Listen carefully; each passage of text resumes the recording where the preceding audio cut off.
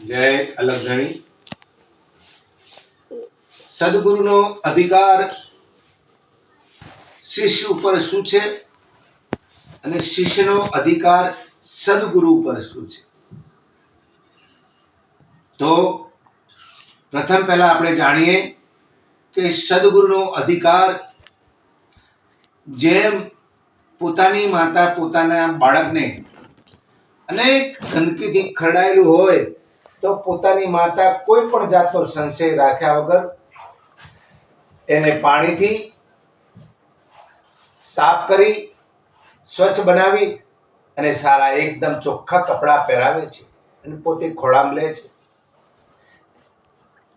એટલે કે સદગુરુનો અધિકાર. એ જ રીતે સદગુરુનો અધિકાર પોતાના શિષ્યનો આત્મા ગમે તેટલા પાપોથી ખરડાયેલો હોય, કર્મથી બંધાયેલો હોય, તો પોતાના એમ કહેવાય કે પોતાની આત્મા બળથી સદગુરુ જ્ઞાનાગ્નિ પ્રગટ કરી અને શિષ્યના ગમે તેવા કર્મોને બાળી નાખે છે અને અંતે આત્માનો મોક્ષ કરે છે.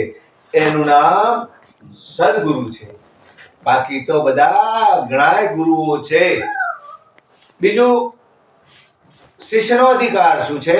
સદગુરુ જે કહે, સદગુરુ જે વચન આપે, સદગુરુ જે મંત્ર આપે, એ મંત્રનું રટણ અને જે કહે એના નિયમોમાં રહેવું, સદગુરુને દંડવત કરવું, ભજન કરવું, ધ્યાન કરવું, તપ કરવું ને ગુરુના વચનનું પાલન કરવું, એનું નામ શિષ્ય.